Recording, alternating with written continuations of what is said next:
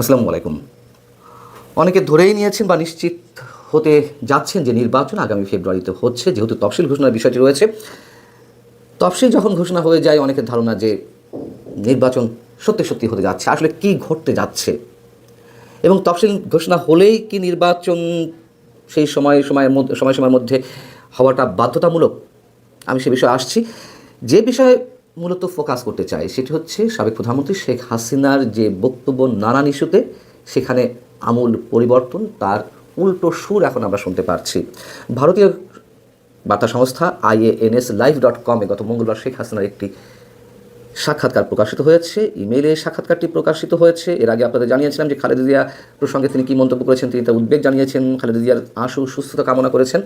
এর বাইরে আরও 10টি প্রশ্ন উত্তর তিনি দিয়েছেন এবং তার কাছে যেসব বিষয় প্রশ্ন ছিল, আওয়ামী লীগ সরকারকে ক্ষমতা থেকে উৎখাতের পেছনে যুক্তরাষ্ট্রের জড়িত থাকার প্রমাণ থাকা না থাকা, টিউলিপ সিদ্দিকীর বিচার, দেশের অর্থনৈতিক পরিস্থিতি, আসন্ন নির্বাচনে আওয়ামী লীগের অংশগ্রহণ সহ মোট 11টি প্রশ্ন উত্তর তিনি সবকটি দিয়েছেন। কিন্তু মেলানোটা কষ্টকর হয়ে যাচ্ছে তার আগের বক্তব্য থেকে বর্তমান সময়ের বক্তব্য। মেলানো আমাদের জন্য কষ্টকর হোক আর না হোক, আসলে অনেক কিছু বদলে যাচ্ছে কিনা এমন হিসেব আমরা করতেই পারি। তার আগে বরং তিনি যে প্রশ্নগুলো উত্তর দিয়েছেন সেগুলোর কিছু কিছু আপনাদের শোনাই। প্রশ্ন ছিল, গুজব রয়েছে আপনাকে ক্ষমতা থেকে উৎখাতের পেছনে যুক্তরাষ্ট্রের ভূমিকা ছিল, আপনার প্রতিক্রিয়া কী?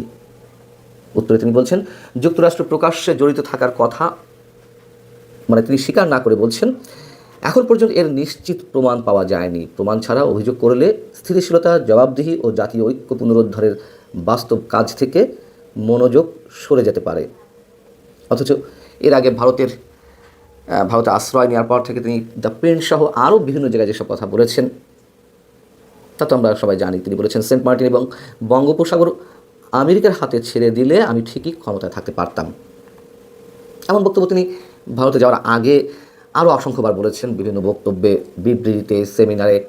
এও বলেছিলেন যে যুক্তরাষ্ট্রের সঙ্গে গ্যাস চুক্তিতে তিনি রাজি হননি বলেই 2001 সালের নির্বাচনে তাকে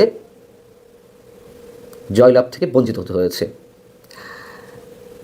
IANS-এর প্রশ্ন ছিল, আপনি কি মনে করেন মোহাম্মদ ইউনূসের নেতৃত্বে অন্তর্বর্তী সরকার বাংলাদেশের স্বার্থবিরোধী বিদেশি শক্তির সঙ্গে কাজ করছে? জবাবে শেখ হাসিনা বলছেন, আমি অতিরিক্ত অনুমান করতে চাই না, তবে আমাদের জাতীয় বিষয়ে বাইরের হস্তক্ষেপের উদ্বেগজনক লক্ষণ আছে। আমি বারবার দেশের বিভেদকে কাজে লাগানো বিদেশি মধ্যস্থতার বিরুদ্ধে সতর্ক করেছি। বিশ্বাসযোগ্য অভিযোগ উঠলে তা স্বচ্ছতার সঙ্গে তদন্ত করা উচিত। অথচ এর আগে আনন্দবাজার পত্রিকা তার অডিও বার্তার বরাত দিয়ে জানিয়েছে ভিন্ন কথা, অথবা আনন্দবাজারের বাইরে আরও বিভিন্নভাবে তার সরাসরি তার কণ্ঠ থেকেই আমরা অন্য কিছু শুনেছি। তিনি বলছিলেন যে এসব ইউনূসের কারসাজি, হাজার হাজার কোটি টাকা কামিয়ে বিদেশিদের থেকে টাকা খেয়ে দেশের সর্বনাশ করছেন। বলেছেন তো, আমি আবারও বলছি, কি বলেছেন না বলেছেন, আগে পরের কোথায় তফাৎ, এগুলো সমালোচনার চেয়ে তফাৎটা কেন হচ্ছে, পার্থক্যটা কেন হচ্ছে, সেটি আমাদের বিবেচনার বিষয়।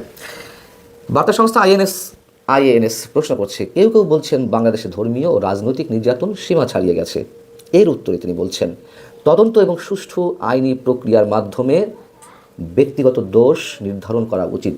ব্যাপক দাবি, যথাযথ নিরপেক্ষ তদন্তের বিকল্প হতে পারে না।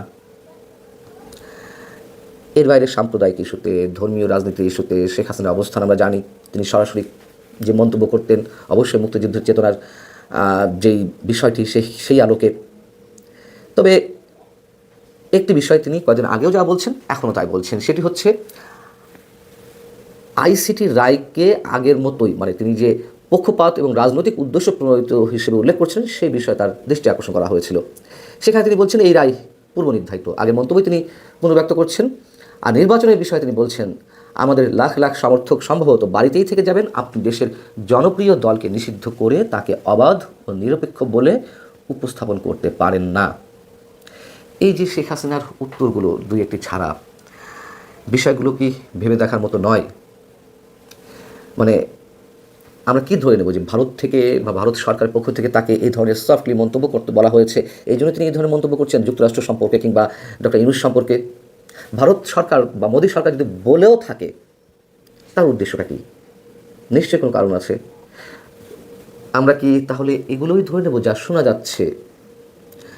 যুক্তরাষ্ট্র ভারতের সঙ্গে যে সম্পর্কের নতুন সমীকরণ, সেই সমীকরণের জায়গা থেকে কিন্তু প্যাসিফিক স্ট্র্যাটেজিতে বাংলাদেশের অবস্থানকে ঘিরে ভারতের যে অবস্থান, ভারতের যে চাওয়া, সেগুলোকে যুক্তরাষ্ট্র প্রায়োরিটি দিতে চাচ্ছে নতুন করে।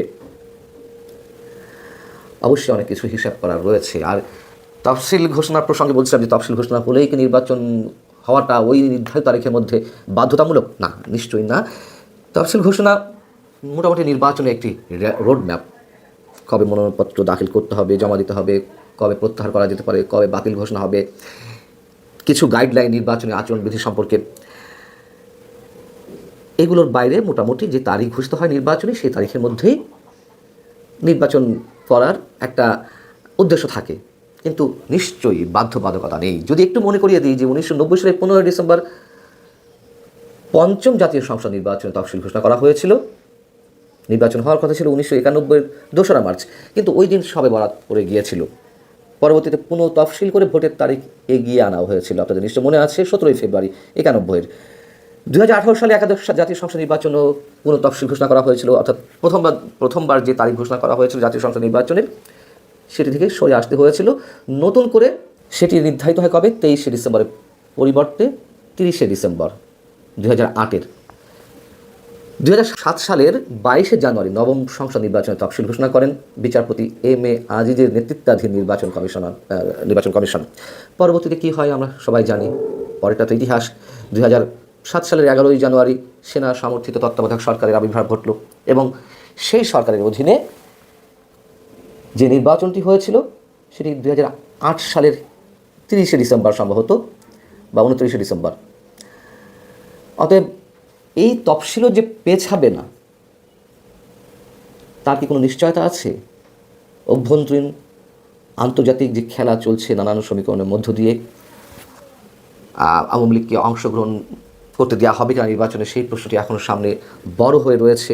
এই সব কিছু মিলিয়ে মানুষের মনে এখনও অনেক ধরনের সন্দেহ রয়ে গেছে, যদিও অনেকে আমরা নিশ্চিত মোটামুটি যে নির্বাচন হয়তো ফেব্রুয়ারিতে হচ্ছে, তারপরেও এখন অনেক কিছু বাকি রয়েছে, এটুকু বলা যায়। ভালো থাকুন, আল্লাহ হাফিজ।